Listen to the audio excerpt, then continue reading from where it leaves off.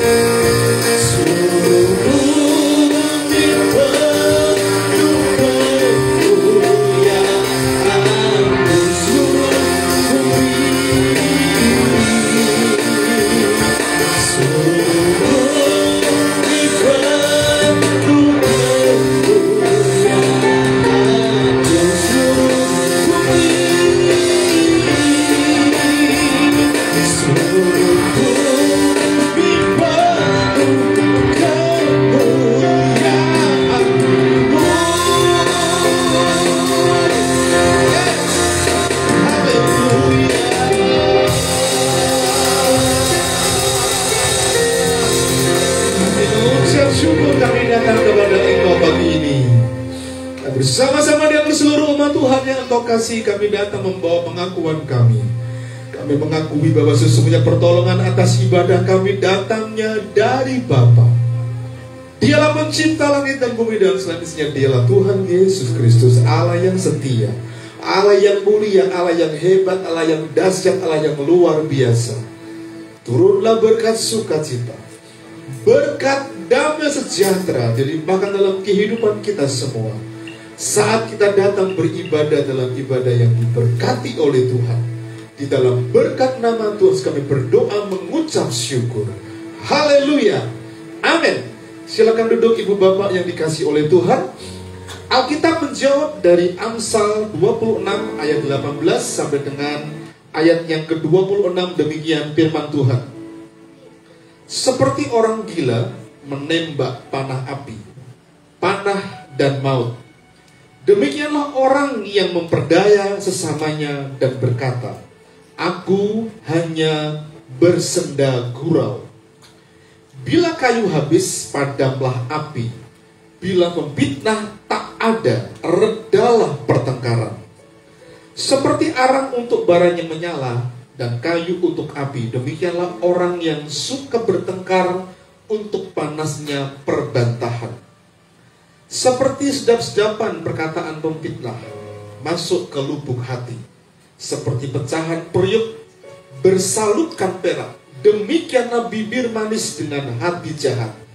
Si membenci berpura-pura dengan bibirnya, tetapi dalam hati dikandungnya tipu daya. Kalau ia ramah, janganlah percaya padanya, karena 7 kekejian ada dalam hatinya. Walaupun kebencian diselubungi tipu daya, kejahatan akan menyata dalam jemaat. Siapa menggali lubang akan jatuh ke dalamnya, dan siapa menggelindingkan batu, batu itu akan kembali menimpa dia. Lidah dusta membenci korbannya, dan mulut licin mendatangkan kehancuran. Amin. Puji nama Tuhan. Teman beribadah, Tuhan berkati kita semuanya. Shalom. Shalom. Sudah siap untuk masuk dalam hadirat Tuhan. Amin. Amin. Amin.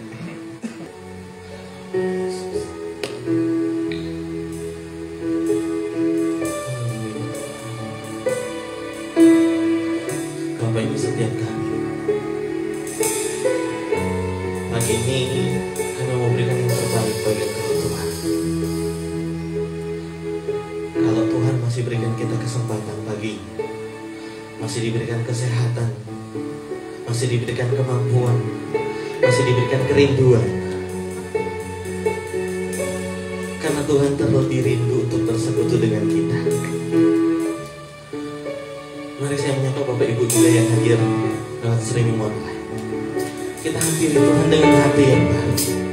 Kita hampiri Tuhan dengan penuh cinta dan rasa syukur, di mana Tuhan telah menyertai hari-hari kita sepanjang minggu ini. Mari saat ini, momen ini, kita khususkan betul-betul cuman antara kita dengan Tuhan. Betul-betul tidak ada keinginan yang lain selain Tuhan, aku mau bersekutu dengan Engkau secara pribadi. Haleluya. Biar hanya Tuhan yang kita rindukan, yang kita inginin hari ini. Tidak ada keinginan yang lain.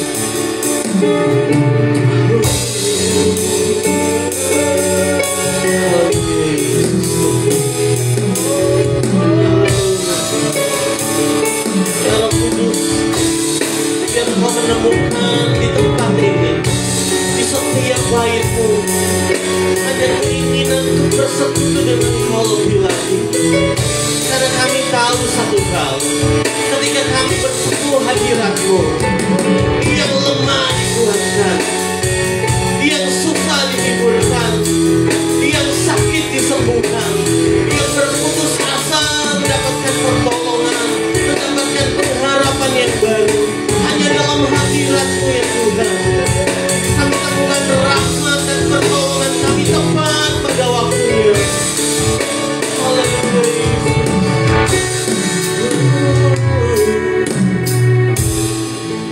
Mari jemaat Tuhan hampiri Tuhan saat ini.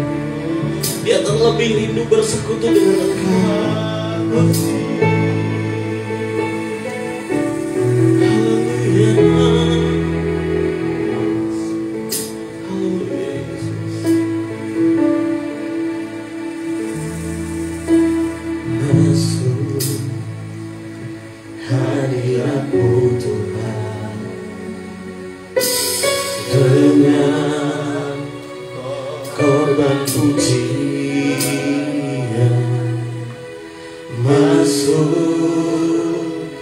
Hadirat-Mu Tuhan, berhiaskan kekudusan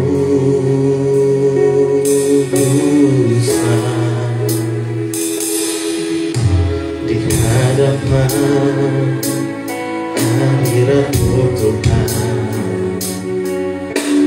Kuasakan kedamaian di hadapan hadirat-Mu Tuhan. Ku nampak keagungan Yesus, ku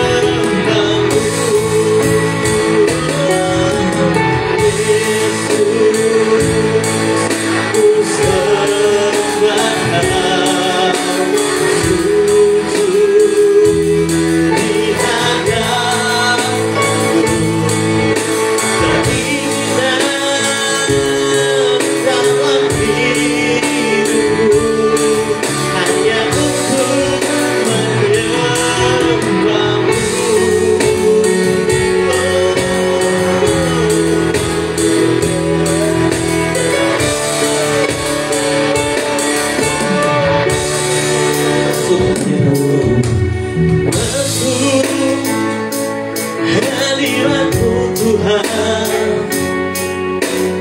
dengan mohon pujian. Masuk hadirat-Mu Tuhan, perhiaskan kekudusan.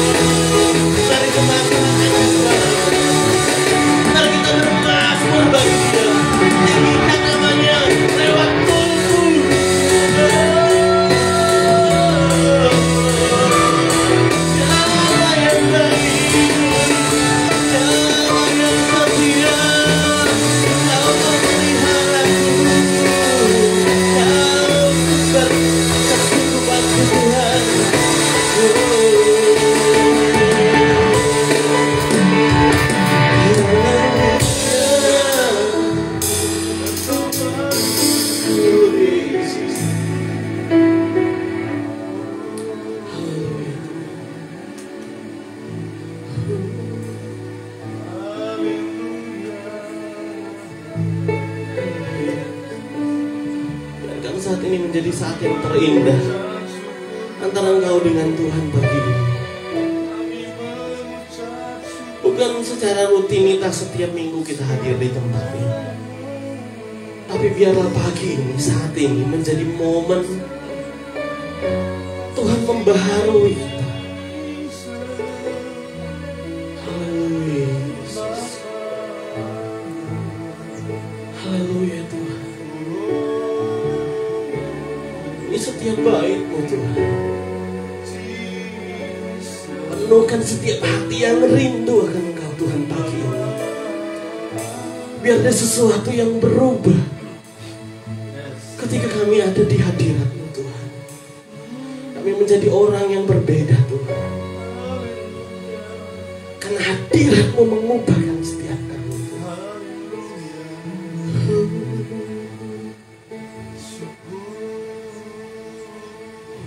Yesus, ku sembahkan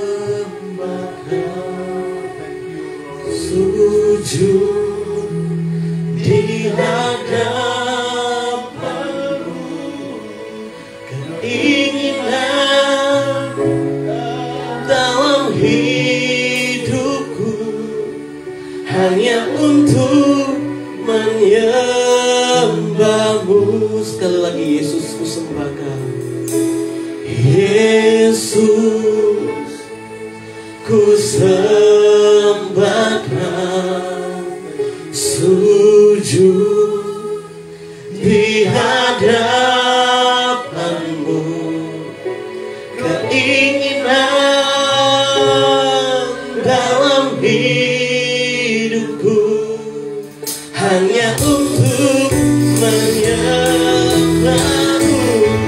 Oh Yesus, ku sembahkan sujud di hadapan-Mu, keinginan dalam hidupku hanya untuk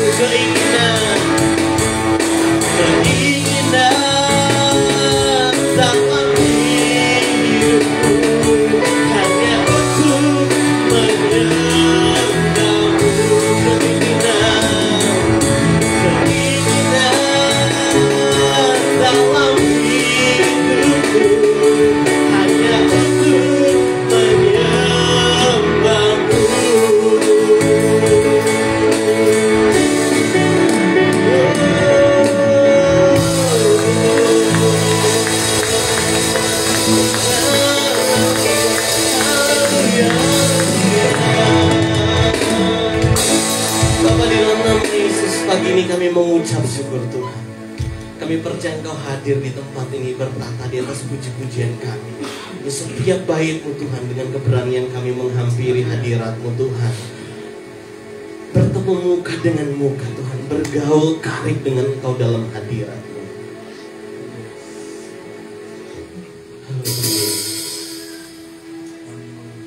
Haleluya Tuhan. Terima kasih atas pagi ini Tuhan. Kerinduan kesempatan Kau beri bagi kami. Sebentar kami mau memuji, memuliakan nama-Mu. Urapi setiap pujian kami Tuhan. Biar kami menjadi orang yang berbeda, memberikan dampak yang luar biasa untuk kerajaan-Mu di muka bumi ini Tuhan. Terpuji nama-Mu Tuhan. Kami siap memuji dan memuliakan nama-Mu. Semua yang siap memuji Tuhan sama-sama katakan amin. Haleluya. Tuhan berikan kemuliaan untuk Tuhan. Terus kasih salam kanan kirinya, katakan aku diberkati. Aku diberkati. Sambil senyum ya, jangan diam-diam, sambil senyum.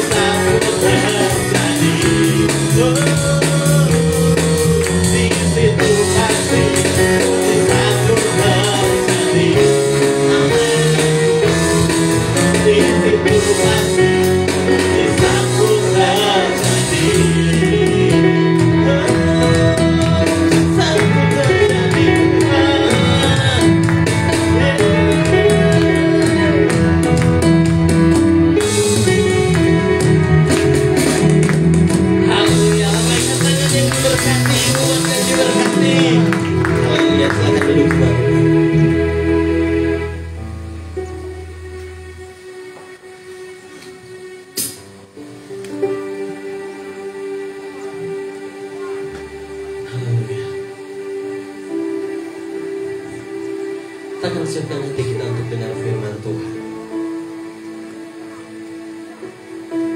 Karena firman itu menjadi kekuatan kita. Ketika Tuhan menciptakan ikan-ikan di laut, Dia berfirman kepada lautan. Ketika Tuhan menciptakan tumbuh-tumbuhan, Dia berfirman kepada tanah. Ketika Tuhan menciptakan ternak, hewan, Dia berfirman pada bumi. Tapi ketika Tuhan menciptakan kita, Dia berfirman dengan dirinya sendiri. Apa yang terjadi ketika ikan keluar dari laut, dari air? Mati. Apa yang terjadi ketika pohon itu dicabut dari tanah? Pasti mati. Begitupun hidup kita. Ketika kita keluar dari atmosfer Allah, kita pasti mati. Oleh karena itu, mari persiapkan hati kita, hidup kita, untuk menerima kebenaran firman Tuhan. Supaya hidup kita dibaharui, kita makin dekat dengan Tuhan. Kita membawa dampak di dunia yang gelap ini. Haleluya.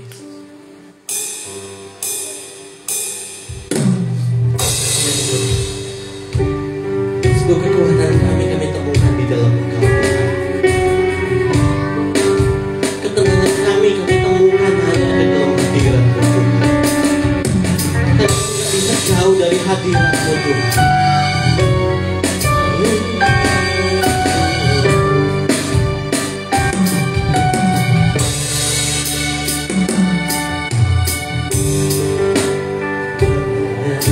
Di jiwaku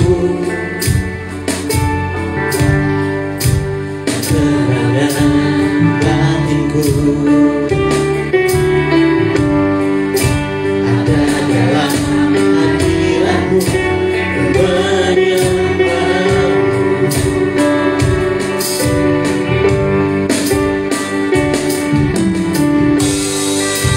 Bersekutu hati-Mu, rasakan hadirat-Mu.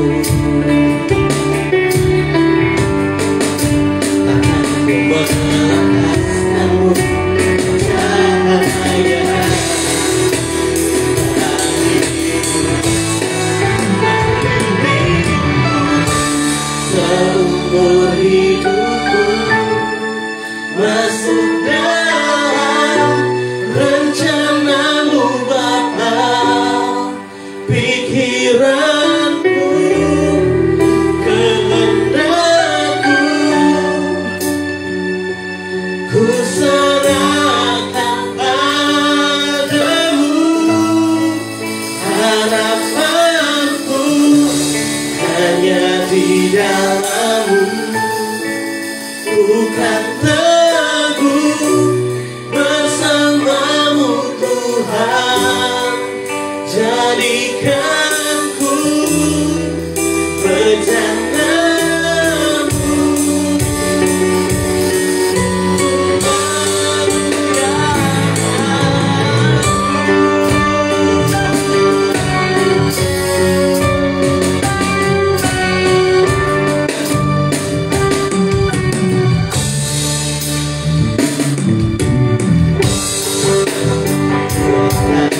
Di jiwaku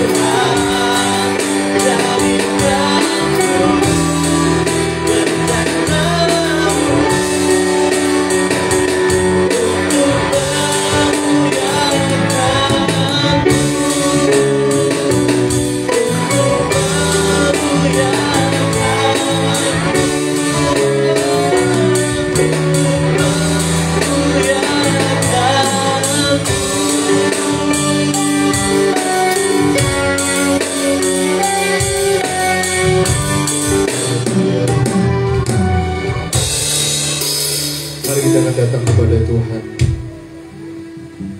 Kami adalah bejana-Mu, dan Engkau adalah penjunan bagi kami.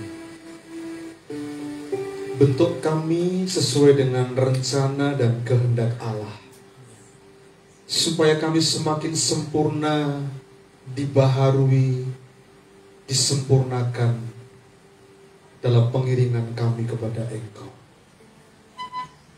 Biarlah firman-Mu yang pagi ini akan dengar kembali juga meneguhkan kami supaya kami tetap ada dalam jalan jalur rel dari kehendak Allah yang terus kami perjuangkan sedemikian rupa sehingga lewat kehidupan kami menikmati anugerah Tuhan dan banyak orang mengenal sejatinya juru selamat dalam kehidupan kami, yaitu Engkau adalah Tuhan yang menyelamatkan kami. Supaya orang lain bisa melihat akan kondisi keberadaan diri kami yang memuliakan nama Tuhan. Karena itu Tuhan, pagi ini biarlah firman-Mu meneguhkan, menerangi, mengajar kami semua. Kami menyiapkan hati kami. Kami menyiapkan pikiran kami, pendengaran kami buat apa yang Tuhan sampaikan kepada kami yang adalah pesan Tuhan. Kami mau belajar Tuhan untuk dalam komitmen kami menjadi pelaku-pelaku kebenaran. Kami siap untuk menerima taburan firman Allah. Kami berdoa dan pengurapan yang baru atas kami semua yang ada di ruangan ini, ataupun kami yang ada di rumah kami masing-masing. Kami berdoa pengurapan yang sama atas kami semua. Kami bersuka cita kami menyambut kebenaran firman-Mu pada pagi ini dengan hati yang dilimpahi dengan ucapan syukur. Di dalam berkat nama Yesus kami berdoa. Haleluya, katakan sama-sama. Amin. Silakan duduk Bapak Ibu Saudara yang dikasihi oleh Tuhan. Shalom semuanya. Iya, puji nama Tuhan, senang sekali bisa berjumpa kembali pada pagi ini dalam ibadah kita. Di ibadah raya yang kita nantikan dan kita rindu supaya nama Tuhan dimuliakan dan kita menikmati berkat-berkat Tuhan. Amin. Bapak Ibu Saudara yang kasih Tuhan, pagi ini kita akan bersama-sama belajar firman Tuhan tentang identitas baru. Ya, identitas baru kita bukan hanya kita sebagai anak-anak Allah, bukan hanya kita menjadi seorang yang serupa dengan Kristus, tapi identitas baru yang melekat erat dalam diri kita adalah warga sorgawi. Ya, mari kita ucapkan sama-sama tema ini. 1, 2, 3. Identitas yang baru, warga sorgawi. Mari kita akan baca bersama-sama ayat ini. Filipi pasal 3 ayat 20. Saya akan baca lebih dahulu, kemudian nanti kita akan baca bersama-sama dengan bersuara, ya. Dengan bersuara, walaupun kita pakai masker, bersuara supaya kita dapat memperkatakan dari firman Tuhan yang kita dengar pada pagi ini. Demikian firman Tuhan dari kitab Filipi pasal 3 ayat ke-20. Karena kewargaan kita adalah dalam surga, dan dari situ juga kita menantikan Tuhan Yesus Kristus sebagai Juru Selamat. Baca bersama-sama. 2, 3. Karena kewargaan kita adalah dalam sorga, dan dari situ juga kita menantikan Tuhan Yesus Kristus sebagai Juru Selamat. Bapak Ibu Saudara yang dikasihi oleh Tuhan, kalau kita bicara tentang identitas, sebetulnya itu bicara tentang siapa diri kita di dalam Kristus. Who am I? Siapa diri kita di dalam Kristus? Kita adalah ciptaan baru, tapi kita juga adalah warga sorga, warga kerajaan Allah, karena kita punya satu legitimasi dari sorga, dari Allah, bahwa kita bukan hanya kewarganegaraan di dunia sebagai warga negara Indonesia, tapi kita juga punya, ya, tanda identitas kita, ya. KTP kita itu kan identitas kita, itu menunjukkan sejatinya kita warga negara mana. Tapi secara rohani, iman Kristen, orang percaya, kita juga punya identitas warga sorga. Nah, saya akan memulai dengan sebuah pemikiran seperti ini. Semua kita pasti tentang tahu perspektif, sudut pandang, ya. Sudut pandang itu bukan hanya bicara tentang apa yang kita lihat, tetapi sudut pandang atau perspektif itu sebetulnya berbicara tentang bagaimana seseorang itu melihat.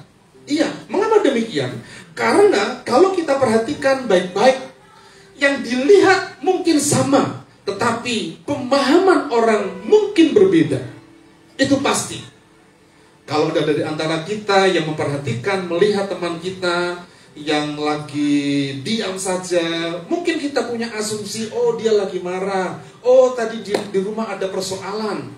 Tapi sebaliknya kalau kita memperhatikan orang yang cemberut, mungkin saja bukan seperti itu, karena memang kondisinya, keadaan, karakternya seperti itu.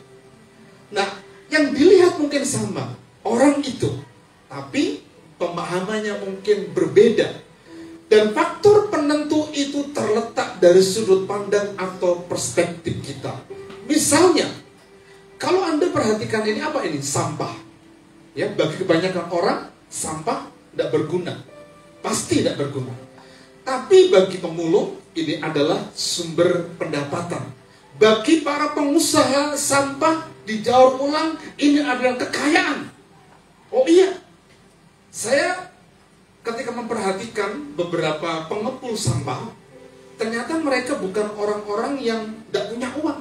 Kelihatannya nggak punya uang, gitu ya. Kelihatannya nggak punya uang, tapi ternyata uangnya banyak. Ya, seperti di bawah jembatan itu di Cakrawala itu, mbok kita itu bawa sampah seberapapun dibayar sama dia. Karena apa? Kelihatannya nggak punya uang, Tapi bagi pengepul, bagi pemulung, bagi pengusaha, sampah dari sudut pandang mereka adalah sebuah kekayaan besar, sumber pendapatan, sumber penghidupan bagi mereka. Jadi cara pandang seseorang itu sangat menentukan dalam banyak hal. Demikian juga sudut pandang kita sebagai orang percaya memandang kehidupan kita ini. Ya, ada orang yang berpandangan bahwa sudut pandang yang sementara di dunia ini ya sementara. Tapi jangan lupa, yang sementara ini yang sedang kita lakukan, kita sedang mempersiapkan diri kita untuk masuk namanya kekekalan. Sudut pandang inilah yang sebetulnya ingin saya sampaikan kepada Bapak Ibu Saudara supaya kita bisa memahami bahwa perspektif yang kita miliki sebagai orang percaya yang beridentitaskan sebagai warga sorgawi, warga kerajaan Allah, itu yang perlu kita renungkan dan perlu kita belajar bersama-sama. Karena seringkali banyak orang yang percaya sekalipun memahami sudut pandangnya itu tidak berorientasi kepada kekekalan, tapi yang sementara. Akibatnya mereka berjuang sedemikian rupa, mereka mencari kekayaan sedemikian rupa. Tidak salah, tapi jangan lupa, sementara kita hidup di dunia ini sedang mempersiapkan tempat yang namanya disebut sebagai sebuah kekekalan. Jadi kalau kita sedang mempersiapkan diri kita, maka sebetulnya sudut pandang yang dimaksud dalam firman Allah tentang kekekalan itu harus menjadi sebuah perhatian penting dalam kehidupan kita sebagai orang percaya. Nah, kalau kita belajar dalam bacaan kita pada pagi ini, dikatakan kan karena kewargaan, kita ini warga negara sorga. Kita ini orang percaya yang telah ditebus dan menjadi milik Allah. Dan Dia berjanji kepada kita, sorga itu pasti, bukan dongeng. Sorga itu pasti. Dan dikatakan oleh Paulus, karena kewargaan kita dalam surga, dan dari situ kita itu menanti Yesus Kristus sebagai juru selamat yang akan datang kedua kali. Saya akan mengajak masuk dalam sebuah pemahaman, masuk ke dalam latar belakang lebih dahulu, mengapa ayat ini ditulis oleh Paulus kepada jemaat di Filipi yang notabene Paulus pada waktu itu menulis surat Filipi itu dari dalam penjara. Ciri khas dari Filipi, surat Filipi itu adalah di situ ada banyak sukacita. Ini menjadi sebuah antagonis. Mengapa? Karena kondisi Paulus yang ada dalam penjara tidak mengalami sukacita. Penjara pada waktu itu bukan penjara yang bisa dibeli ruangannya, enggak, tapi di bawah tanah, buang air di situ, tidur di situ, makan di situ, dan ukurannya kecil. Dan Paulus itu termasuk penjahat kelas kakap, padahal dia bukan penjahat. Karena itu dia dipenjarakan, disamakan dengan orang-orang yang punya kejahatan yang besar begitu. Nah, kota Filipi itu sebagai kota yang disebut sebagai miniatur kota Roma. Pertanyaannya, mengapa? Iya, karena orang-orang yang tinggal di Filipi itu adalah orang pendatang dari Roma, Romawi. Dan di situ ada banyak orang-orang yang tinggal di Filipi adalah orang-orang Roma yang membiasakan diri sebuah kebiasaan yang ada di Roma. Dan seperti ke Roma, Filipi itu dalam konteks pada zaman itu jadi menjadi miniatur seperti kota Roma dalam banyak hal. Dan ternyata ini kemudian yang menjadi pengaruh besar tentang perjalanan hidup orang percaya yang ada di Filipi. Orang percaya yang di Filipi bisa jadi juga ada orang-orang pendatang dari Roma yang memang pada waktu itu menjajah di Filipi. Tapi ada hal penting yang Paulus ingin sampaikan kepada jemaat di Filipi. Karena kebiasaan itu, maka orang-orang Filipi, warga Filipi itu memiliki kesamaan hukum dengan warga kota Roma yang tinggal di Filipi. Kesamaan hukumnya apa? Kesamaan hukum dalam hal warga negara.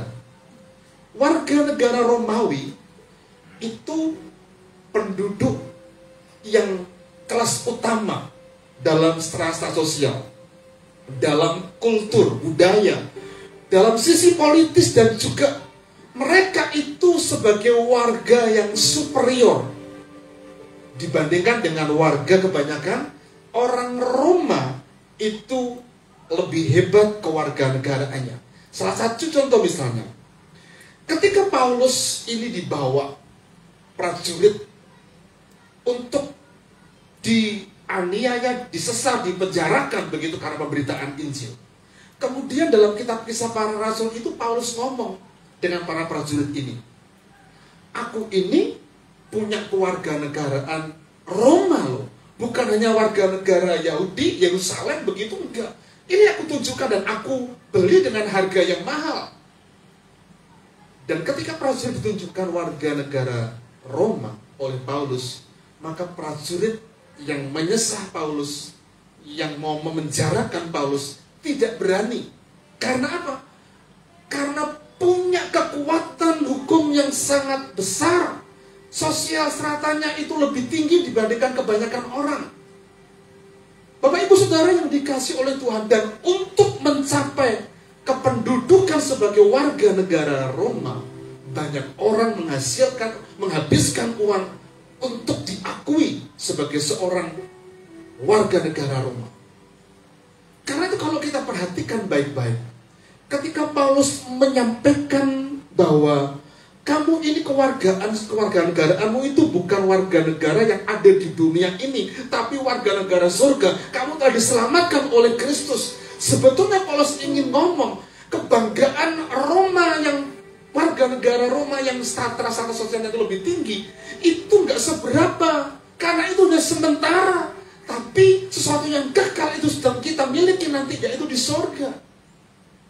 Nah, kalau kita aplikasikan dalam kehidupan kita sebagai anak-anak Tuhan, orang percaya, maka sudut pandang yang kita perlu satukan bersama-sama dalam pemahaman kita sebagai orang percaya, dalam rangka mengiring Tuhan, dalam rangka mengikut Tuhan, menggenapi rencananya, supaya rencana Tuhan itu digenapi dalam kehidupan kita, maka mau tidak mau, kita harus punya pemahaman yang berbeda dengan kebanyakan orang, yang orientasi kita bukan hanya di dunia ini saja. Karena di dunia ini adalah sebuah persiapan untuk masuk kepada kekekalan. Dan orientasi kita diajak untuk melihat sesuatu yang belum terjadi, yaitu kekekalan. Karena ketika kita mengetahui dan memahami bahwa hidup kita, identitas kita ini adalah warga negara sorga, maka mau tidak mau, sikap hidup yang kita hidupi dalam kehidupan kita harus mencerminkan sebagai anggota warga negara kerajaan Allah, bukan warga negara Indonesia di dunia ini. Iya. Jadi kalau disimpulkan, mungkin kalimatnya begini: jika orang percaya itu identitasnya baru, atau identitas barunya itu adalah warga sorgawi, maka sejatinya hidup Kristen harus dapat mencerminkan sebagai warga sorgawi. Lalu pertanyaannya, bagaimana supaya orang itu bisa tahu bahwa kita ini adalah warga negara surga? Bagaimana orang itu bisa tahu bahwa kita itu punya identitas sebagai warga negara surga? Saya belajar secara komprehensif menyeluruh, maka poin-poin yang saya sampaikan ini tidak keluar dari kitab Filipi.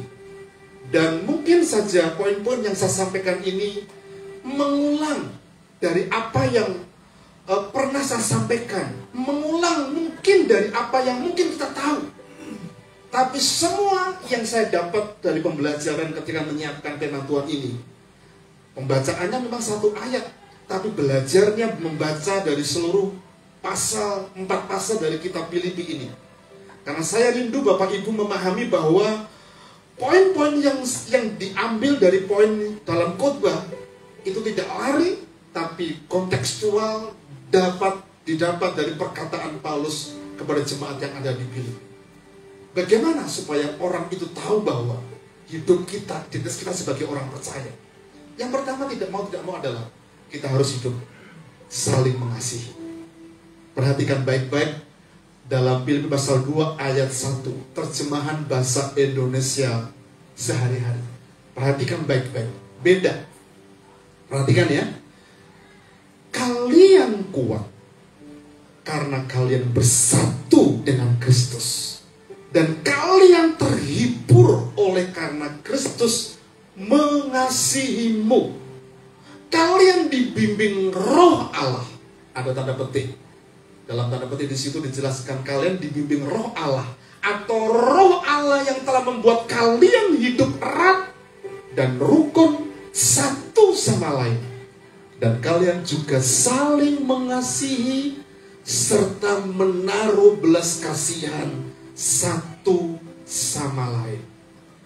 Secara umum mereka memahami, jemaat Filipi memahami bahwa ketika mereka punya kewarganegaraan Roma, itu sebuah kebanggaan. Tapi di sisi lain jemaat yang pada waktu itu mengalami penderitaan, tekanan. Mau tidak mau ketika ada tekanan, Paulus menasihatkan, kamu itu kuat oleh karena kamu telah dipersatukan oleh Kristus. Kamu dihibur juga oleh karena Kristus. Karena itu biarlah kamu juga dibimbing semakin erat bersatu, hidup dalam kesatuan, saling mengasihi satu dengan yang lain. Bapak Ibu Saudara yang dikasihi oleh Tuhan, untuk mengasihi itu tidak mudah. Apalagi saling mengasihi. Kalau dikatakan saling mengasihi, bukan kita itu take and give. Aku mengasihimu supaya engkau juga mengasihi aku. Tidak. Tapi ketika kita mengasihi seseorang, mengasihi sesama kita, mau dibenci, mau dibalas apapun, tetap Alkitab mengatakan supaya kita belajar untuk saling mengasihi. Mengapa? Karena saat kita mengasihi, kita akan semakin kuat. Suami istri, anak-anak, bersama dengan orang tua, komunitas, kalau kita saling mengasihi, hidup rukun, maka itu akan saling menguatkan. Bahkan dalam penderitaan seperti yang dimaksud oleh Paulus pada jemaat di Filipi, mereka terhibur dalam perjalanan kehidupan mereka sebagai orang percaya. Namun untuk mengasihi itu tidak mudah. Apalagi kalau kita ada dalam sebuah koridor kesempatan untuk kita berjuang bersama-sama. Tapi sentuhan kasih, sentuhan untuk kita bisa mendapatkan apa yang menjadi bagian dari untuk kita lakukan dalam kehidupan sebagai orang percaya, kita akan menikmati kebahagiaan, sukacita. Saya ada 2 video yang saya mau sampaikan. Video yang pertama ini, kalau di play, kisah sportif pelari maraton.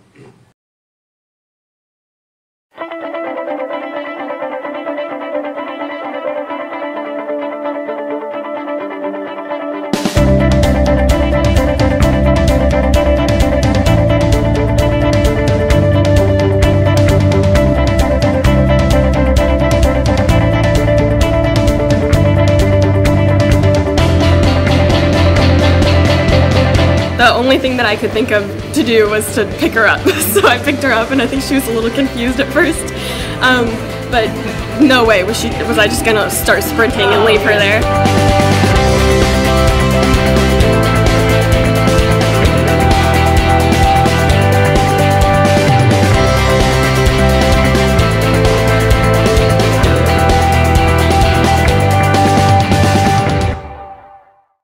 Bapak Ibu, bagaimana kalau seandainya kita sedang dalam perjuangan dan berlari bersama-sama? Sementara di depan itu ada garis finish, dan di sebelah kanan itu adalah rival kita. Kebanyakan dari kita mungkin akan berlari dan mencapai garis finish karena kita akan memperoleh kemenangan. Tapi bagi pelari ini sebuah hal yang tidak pernah mungkin terjadi di dunia olahraga sekalipun. Tapi di maraton yang kita saksikan bersama-sama ternyata bisa terjadi. Dan yang juara bukan yang melari, tapi yang jatuh tadi, diangkat. Dan jatuhnya berulang beberapa kali. Sebetulnya kasih itu juga demikian. Kita berlari bersama-sama, berjuang bersama-sama. Tapi ada kondisi yang mengharuskan kita untuk kita. Orang ini pelari ini kan aku hanya menolong. Tapi yang terkenal sebetulnya bukan yang menang, tapi justru yang menolong. Karena itu sentuhan itu penting. Menolong hal kecil yang kita gak anggap itu penting. Video yang kedua.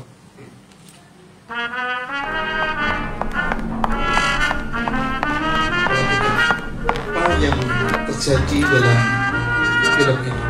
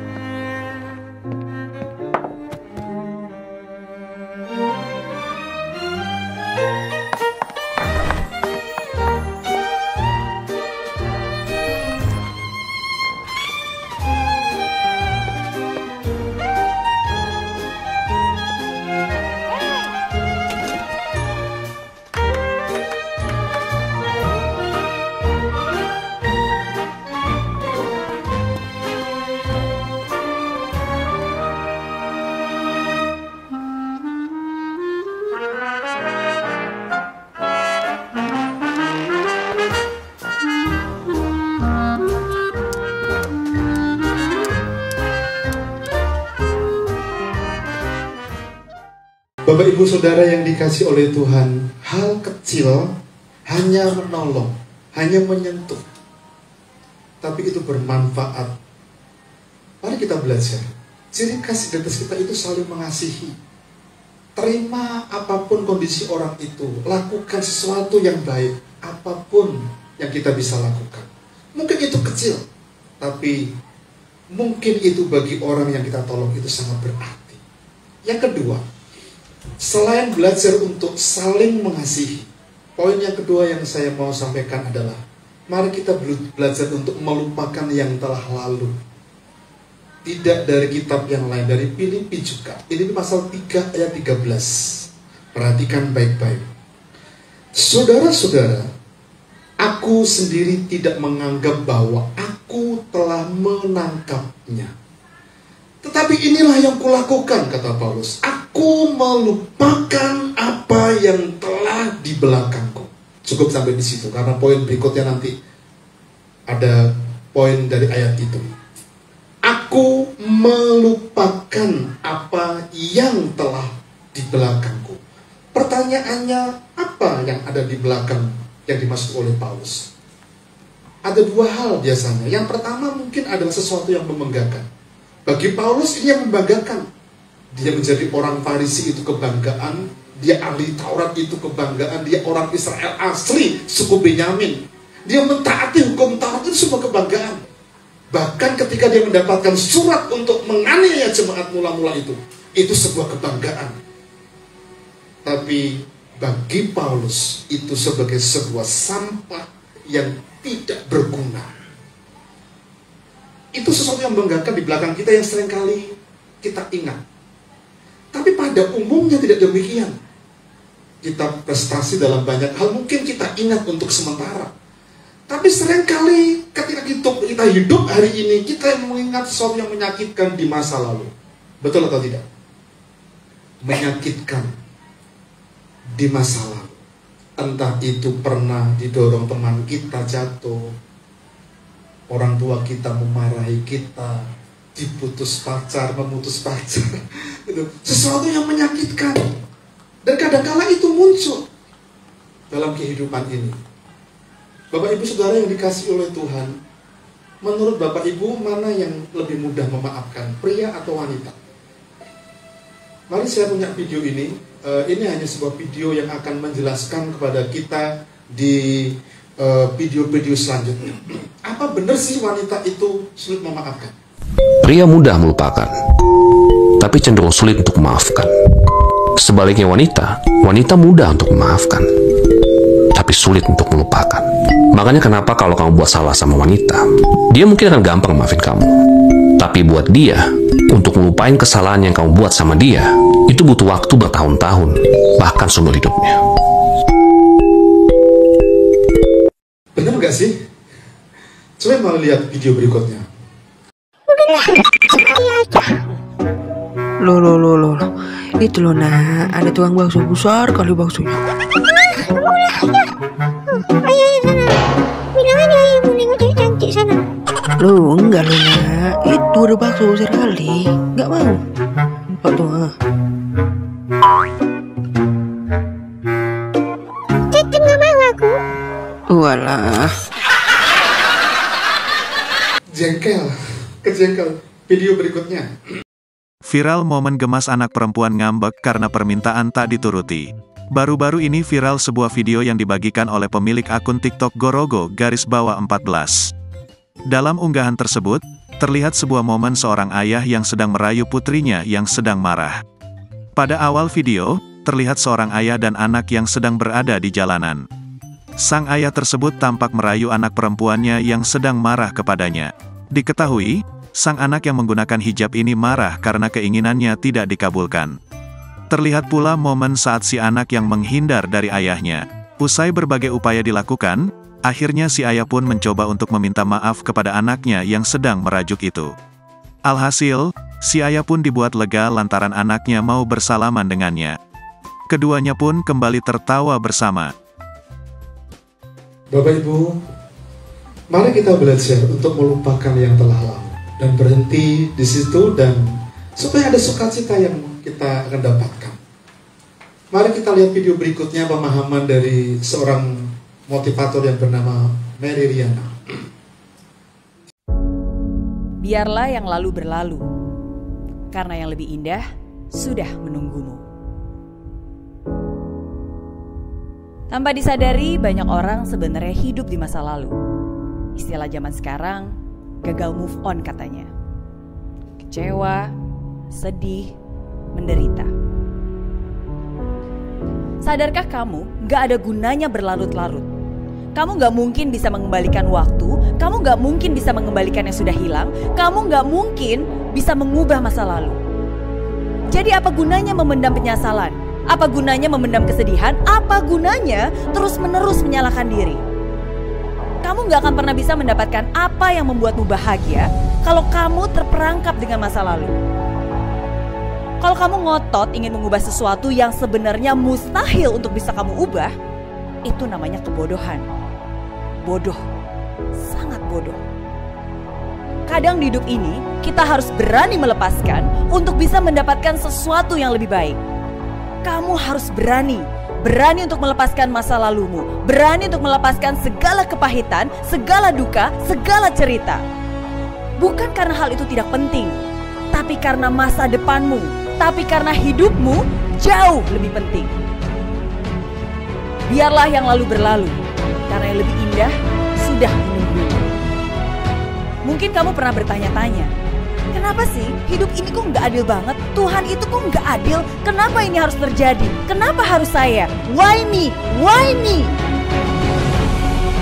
Memangnya cuma kamu aja yang pernah susah? Setiap orang pun pernah merasakan yang kamu rasakan. Kesedihan, kegagalan, keterpurukan. Tapi itu bukan alasan. Itu bukan alasan untuk mengasihani diri. Itu bukan alasan untuk menyalahkan keadaan. Untuk apa? Gak ada gunanya. Hidup memang tidak selalu seperti yang kamu mau. Tapi bagaimana kamu melihat dan menjalaninya, itulah yang lebih penting. Semua hal sulit harus kamu lalui. Semua kekecewaan itu harus kamu rasakan. Semua tangis itu harus ada untuk menjadikan kamu lebih kuat, lebih siap, lebih tangguh. Jangan biarkan masa lalu menggerogotimu. Jangan biarkan kesedihan kemarin merusak kebahagiaanmu. Yang terjadi memang sudah terjadi. Terima semua dengan lapang dada dan lihat ke depan. It's time to move on. It's time for you to move on. Tidak peduli apa yang telah hilang dalam hidupmu, selama kamu masih mampu bersyukur pada Tuhan, kamu tidak kehilangan apapun. Hidup sedang menguji kamu. Jangan diam aja. Ayo bangun, ayo sadar. Jangan sesali yang sudah pergi, jangan ditangisi yang sudah ada.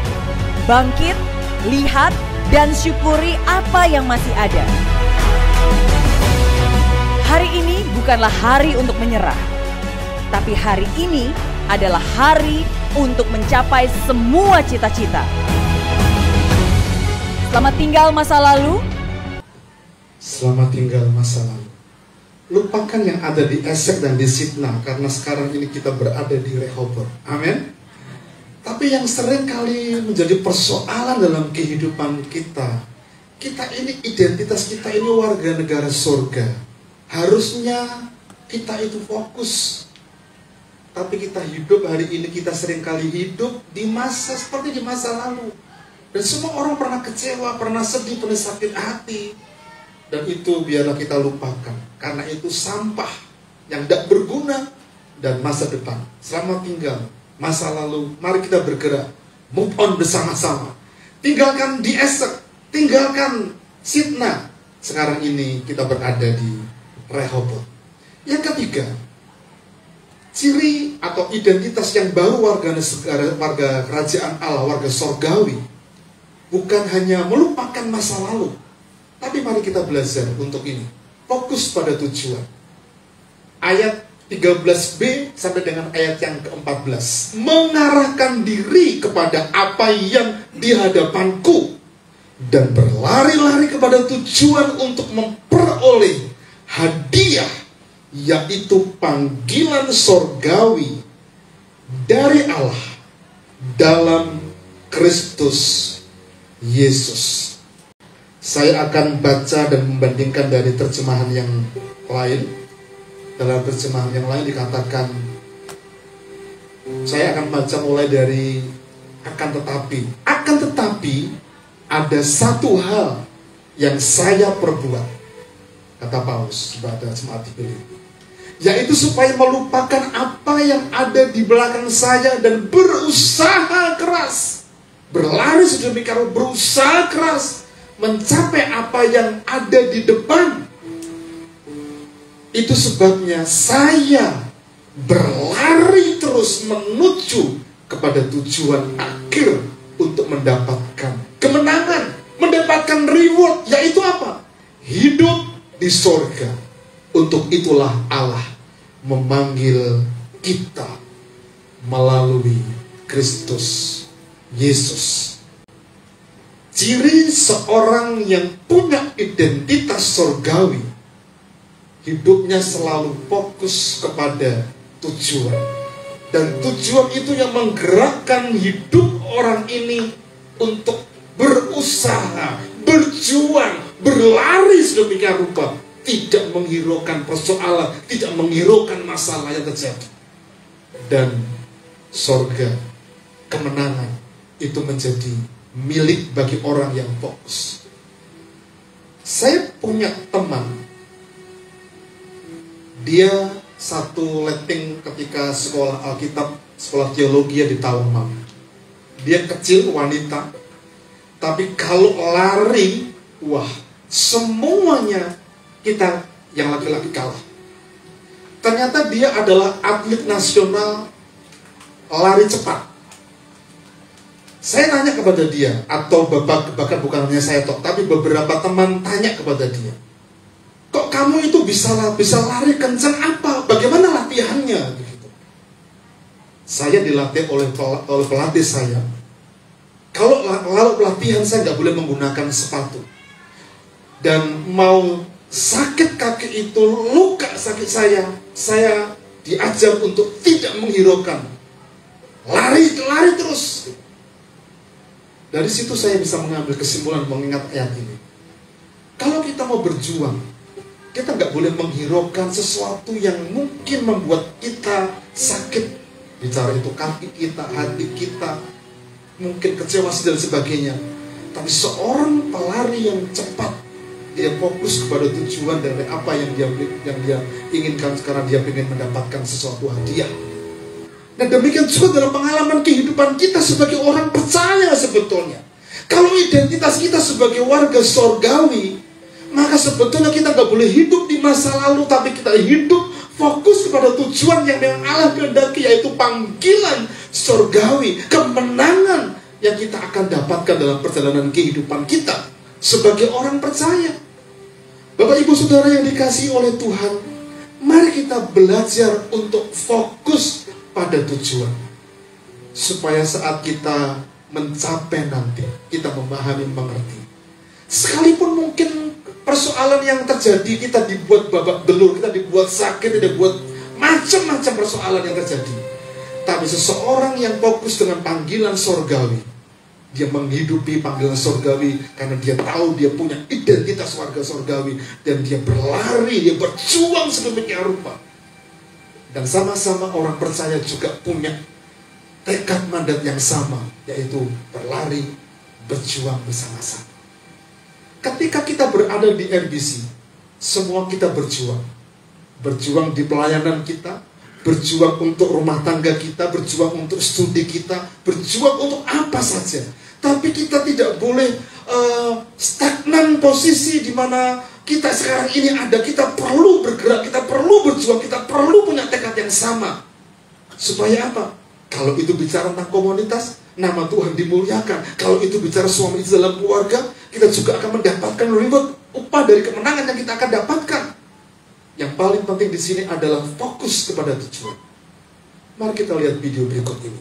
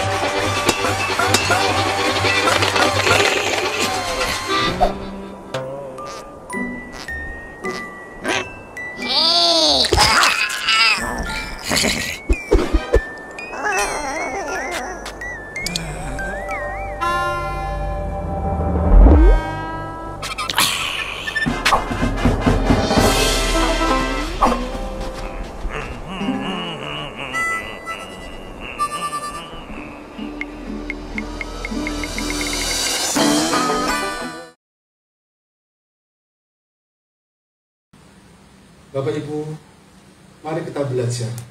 Tuhan punya planning masa depan yang indah dan penuh dengan harapan.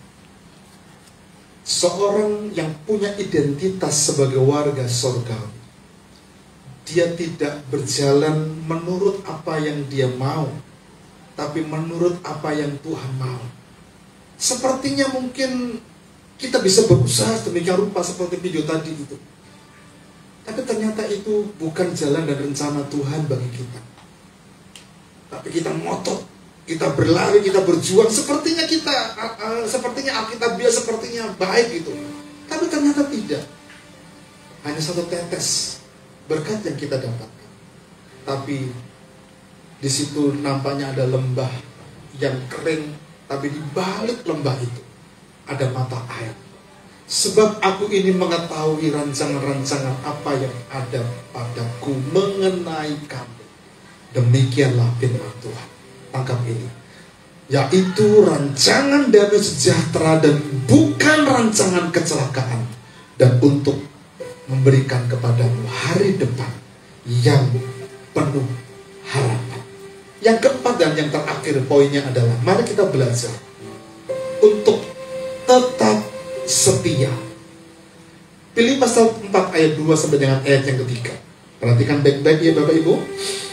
Eudia ku nasihati dan Sintike ku nasihati, supaya sehati sepikir dalam Tuhan. Bahkan ku minta kepadamu juga, Pak Billy, Sunsugos temanku yang setia, tolonglah mereka.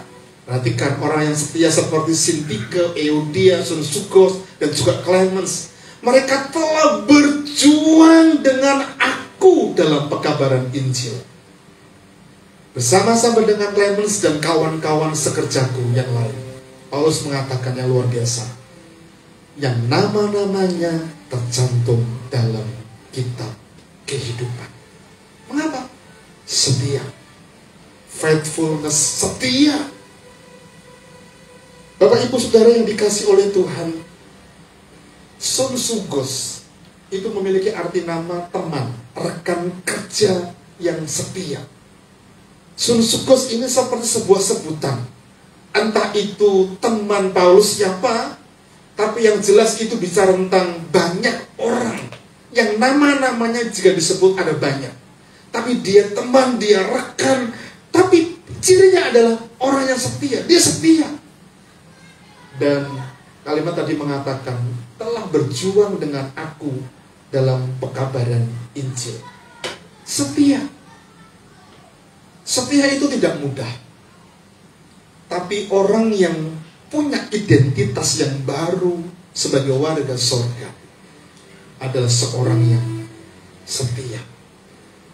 Setia melayani, setia kepada istri, setia kepada suami, setia kepada Tuhan dengan sungguh-sungguh dalam takut dan pengenalan kita kepada Tuhan. Sekalipun mungkin ada persoalan di antara kita, tapi yang jelas setia itu akan menghasilkan sebuah hal yang menyenangkan. Mungkin kita nggak pernah mengalami aniaya, tapi ketika kita ada tekanan, ada persoalan, dan kita punya satu suara yang sama, kadang-kala euforia itu sekarang lebih mudah, lebih enak dibandingkan tanpa ada persoalan, tanpa ada masalah.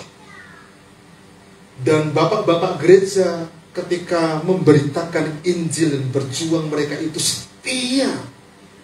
Dan persoalan-persoalan yang terjadi itu tidak mudah. Nyawa ancaman. Polikarpus, dia seorang uskup dari Smyrna. Dia adalah anak rohani dari Yohanes yang oleh pemerintahan Romawi waktu itu dibuang ke pulau Patmos, dan ini adalah muridnya. Pada suatu ketika dia ketangkap dan mau dibunuh. Ada yang mengatakan orang ini dibakar tapi nggak menyala apinya, tapi kemudian dipenggal. Dia diminta untuk menyangkal Yesus, dan dia mengatakan seperti ini, sudah 80 tahun aku mengikut Kristus, dan selama itu juga dia tidak pernah menolak, dia nggak pernah menyangkal aku. Bagaimana mungkin aku menyangkal Tuhan dan Juru Selamatku? Bapak Ibu Saudara yang dikasihi oleh Tuhan, perhatikan kalimat ini. Kalau Tuhan menerima kita apa adanya, kalau Tuhan menerima kita dengan apa adanya kondisi keberadaan diri kita, mari dalam perjalanan kehidupan kita juga, biarlah tidak ada penolakan dalam tanda petik. Karena seringkali penolakan itu banyak sekali. Ada banyak alasan-alasan yang kita bisa buat dan kita bisa lakukan untuk tidak setia dalam pelayanan kita, dalam pengiringan kita kepada Tuhan, dalam pengabdian kita kepada Tuhan, dalam banyak hal. Tapi yang jelas hari ini kita belajar untuk setia. Polikarpus di akhir hidupnya selama 80 tahun Yesus menolong dia, tidak pernah menyangkal dia dikasih oleh Tuhan, dan dia bertekad yang sama. Mari kita juga dalam tekad yang sama, punya komitmen dan kesetiaan. Karena orang-orang yang setia sampai akhir adalah orang-orang yang akan mendapatkan mahkota kehidupan. Wahyu 2 ayat 10. Jangan takut terhadap apa yang engkau derita. Sesungguhnya iblis akan melemparkan beberapa orang di antaramu ke dalam penjara supaya kamu dicobai dan kamu akan beroleh kesusahan selama 10 hari. Hendaklah engkau setia sampai mati, dan aku akan mengaruniakan kepadamu mahkota kehidupan. Setia, ributnya apa? Mahkota kehidupan. Semua orang pengen mendapatkan mahkota, tapi mari kita belajar berjuang sedemikian rupa untuk setia sampai nafas kita terakhir. Kita tetap berimankan kepada Kristus sampai nafas hidup kita terakhir. Kita ambil bagian dalam sebuah komitmen pelayanan kita kepada Allah, sehingga nama Tuhan dimuliakan. Amin. Mari kita naikkan pujian ini sampai akhir hidup. Bapa, Engkau mengenalku lebih dari siapapun. Engkau tahu ceritaku dan isi hatiku. Tak peduli masa lalu, Engkau tetap memilihku. Bahkan ku sempurnakan jadi karya yang indah. Kini aku percaya tiada yang mustahil bagimu. Kuasamu,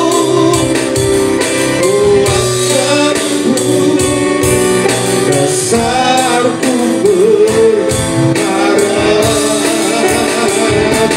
Kini aku berserah pada rancanganmu bagiku. Ku ikuti panggilanmu, bukan setia sampai akhir hidupku. Saya ajak Bapak Ibu berdiri bersama-sama, naikkan pujian ini dengan segenap hati kita. Oh Bapa, kami datang.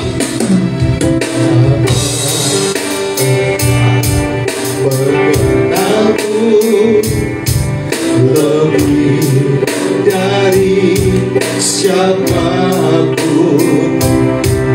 Engkau tahu ceritaku dan isi hatiku.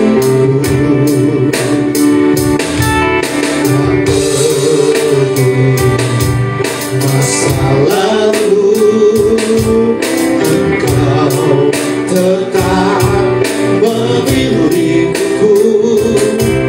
Ubahkanku, yes, sempurnakan karya yang indah. Kini aku percaya tiada yang mustahil bagimu.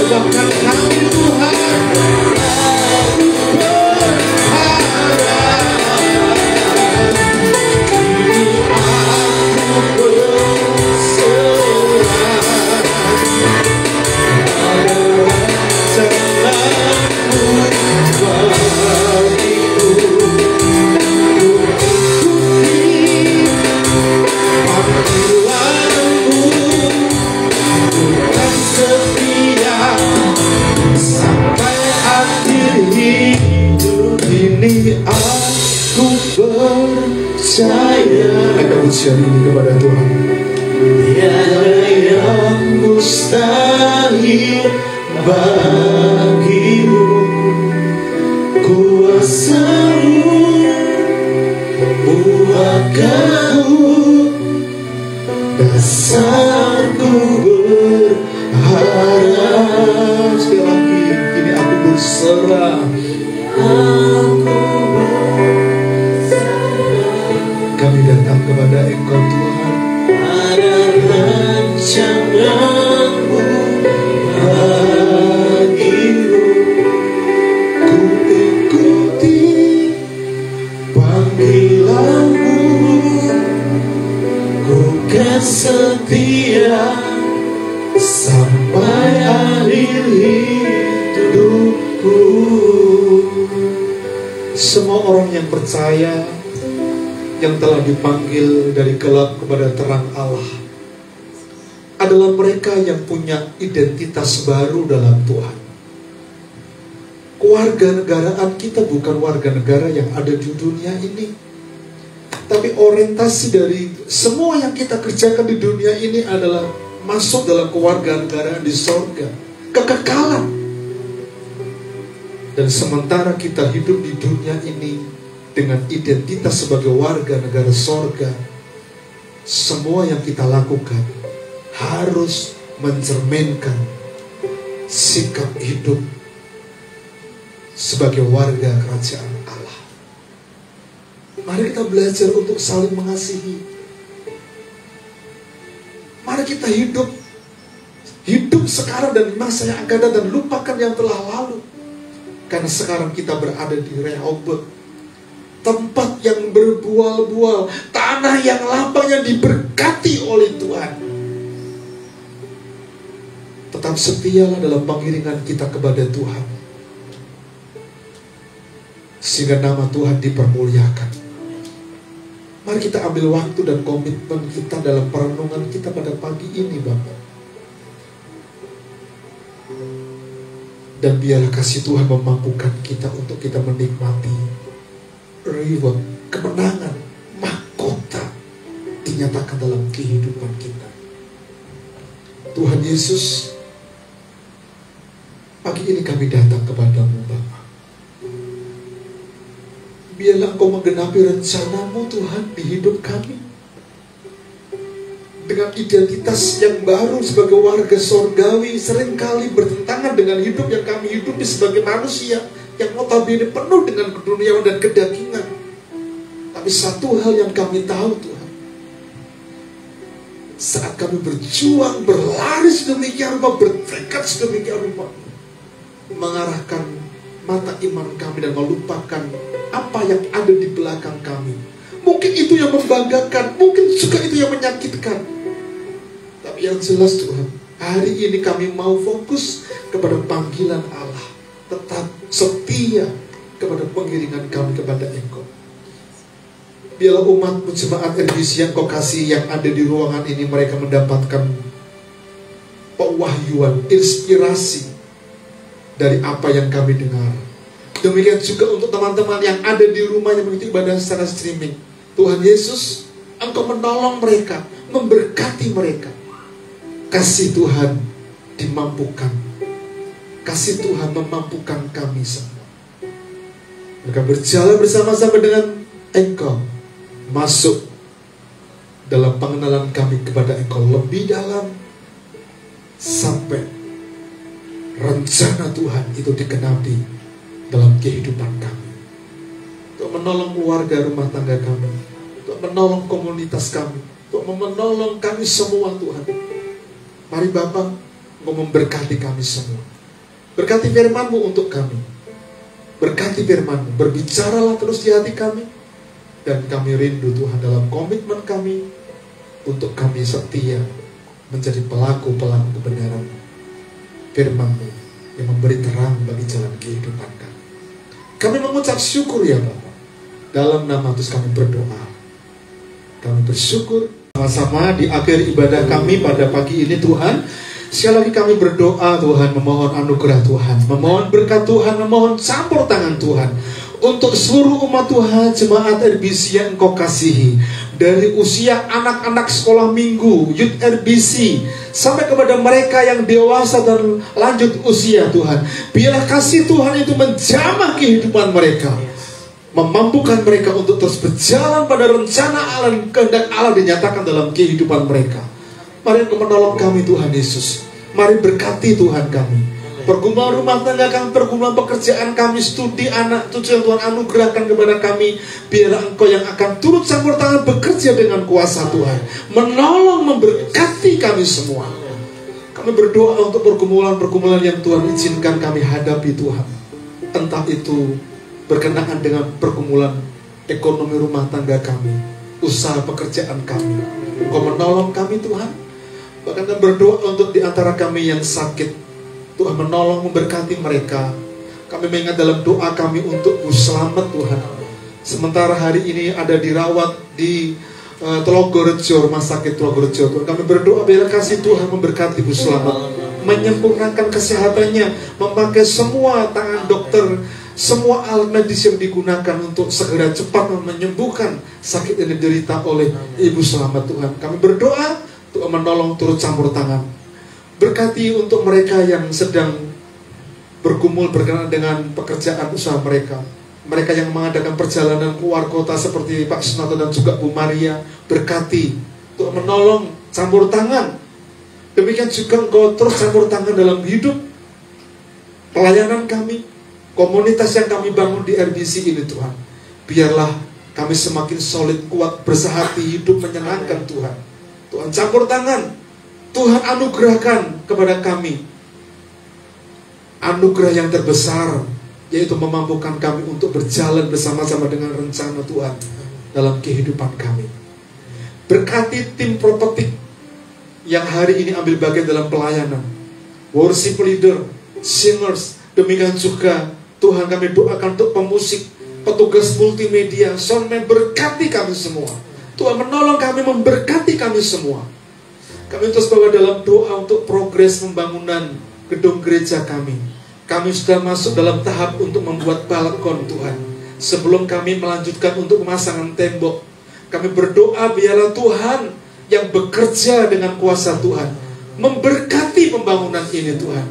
Memberkati pelaksana, para tukang mandor dan semua Tuhan, supaya mereka dapat bekerja dengan baik. Biarlah Tuhan yang akan menolong, memberkati gedung gereja yang kami impikan untuk tempat ibadah kami. Bapak, kami berdoa kasih Tuhan memampukan kami, memberkati kami semua. Terima kasih untuk panitia, terima kasih untuk kepengurusan di RBC, terima kasih untuk jemaat yang setia dalam komitmen pengiringan kami kepada Tuhan. Biarlah Engkau memberkati kami semua, dan seluruh aktivitas kami dari Senin sampai kepada hari Senin yang akan datang pun Tuhan juga menolong, memberkati kami semua. Terima kasih Bapa di surga. Terima kasih. Sebentar kami akan pulang, meninggalkan tempat ibadah ini menuju ke rumah kami masing-masing. Dan kami juga akan merayakan kebersamaan kami. Dan kami juga akan melanjutkan untuk pleno bagi kami yang terlibat dalam kepengurusan. Biar Engkau menolong kami, memberkati kami semua. Kasih Tuhan memampukan kami, dan berkat Tuhan menolong kami, memberkati kami semua.